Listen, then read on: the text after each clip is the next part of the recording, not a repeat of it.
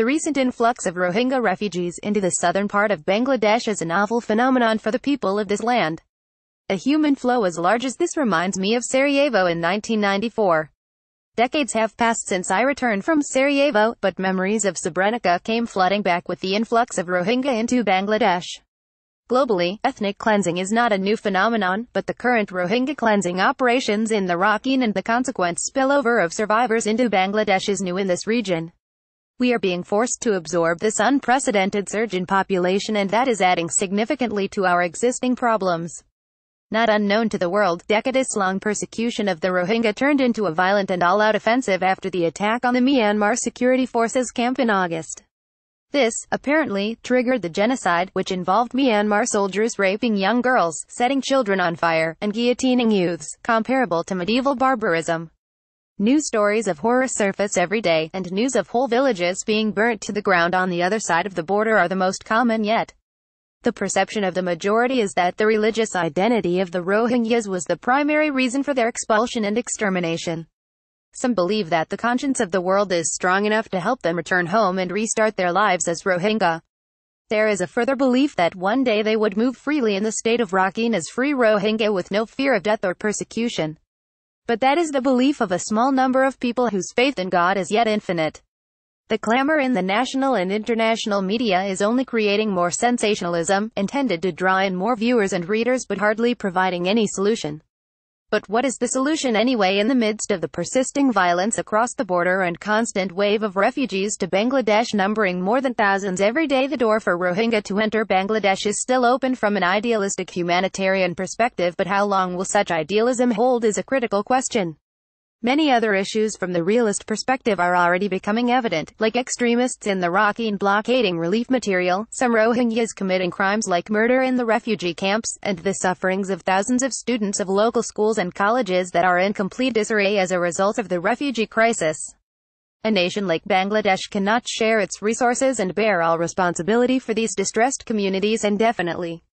When the supply of food runs out and the space to live gets further congested, our sympathy for the Rohingya may also start to dry up.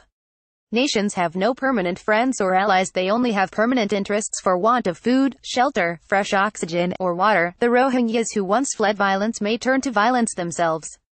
Multilateral efforts are yet not strong enough to force Myanmar to roll back their cleansing operations and take back their own people. Bilateral efforts already signal a long-term process, which will be a huge strain on a resource-constrained nation like Bangladesh. Many countries in the multilateral efforts agreed to create pressure on Myanmar, while some abstained to commit to either side due to the likelihood of their own national interest colliding in the greater geopolitical game. Every state around the problem has its own strategic viewpoint from which it is to decide as to what it should calibrate with. It is difficult to conclude who is right or wrong, but what it can remind us of is the famous quote by Lord Palmerston: nations have no permanent friends or allies, they only have permanent interests. What lies ahead for Bangladesh in terms of this precarious issue springing from across the border? A nation embroiled in its own internal turmoil and rarely able to correlate the role of geopolitics into its fate and future is bound to be in shock and awe with a humanitarian crisis such as this. The humanitarian need of these distressed communities might soon be overshadowed by the interest of different vested groups. Whose interest will advance and find preeminence is still difficult to predict, but there is every chance that the poorer stakes will suffer. In retrospect, Sarajevo, in the heart of Europe, received due attention from many powerful stakes. The Rakhine might even draw some attention for its geopolitical significance, but surely not Kutupalong, the Rohingya refugee camp in Bangladesh. There is life back again in Sarajevo. But Kutupalong might see a humanitarian disaster to complicate not only the untroubled Bangladesh but the entire region. An unknown game theory could draw Bangladesh into the complex geopolitical whirlwinds. It is sure to suffer unless it manages the situation with an appropriate geopolitical strategy. It may be time for Bangladesh to recall the Palmerston quote and to best harness its own national interest. The principle behind determining your own interest must be founded on the national foreign policy objectives and geopolitical realities. Every neighbor is important, and everyone has their own interest, and so does Bangladesh. The sooner we recognize that and take the right course, the faster we can relieve ourselves of this unwanted encumbrance. Brigadier General A.F. Jaglul Ahmed as Commandant, East Bengal Regimental Center.